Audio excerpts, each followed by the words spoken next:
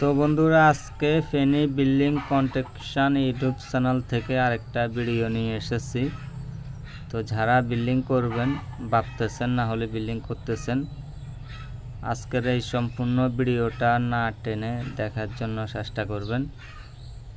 আমাদের এই বিল্ডিংয়ের মালিক উনি প্রবাসে থাকে। তো ওনার অনেক দিনের ইচ্ছে একটা বিল্ডিং করবে ওনার গ্রামের মধ্যে।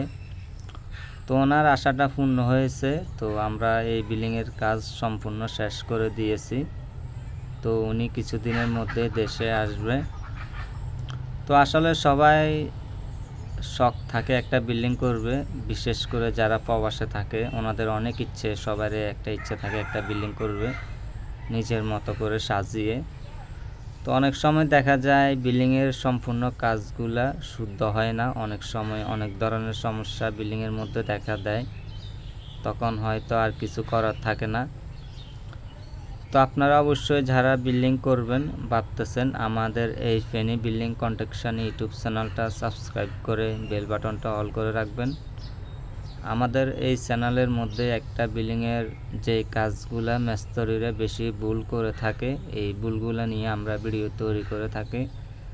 তাছাড়া একটা বিল্ডিংয়ের সকল ধরনের পরামর্শ নিয়ে আমাদের ইউটিউব চ্যানেলটা তৈরি করা। তো অবশ্যই ভিডিওটা ভালো লাগলে একটা লাইক করবেন। এখানে যে বিল্ডিংটি দেখতেছেন এটা ড্রয়িং সহকারে আমি আপনাদের সাথে আলোচনা করব। এই বিল্ডিংটির মধ্যে খরচ হয়েছে, এখন বর্তমানে আমাদের 2024 সাল চলতেছে। তো আমাদের রড কিনা হয়েছে 98 টাকা কেজি দরে। ইট কিনেছি আমরা 11,000 টাকা ফিকেট, 1 নাম্বার। সিমেন্ট কিনেছি 510 টাকা। তো সবগুলো এই ধরনের নিয়ন্ত্রণে আছে।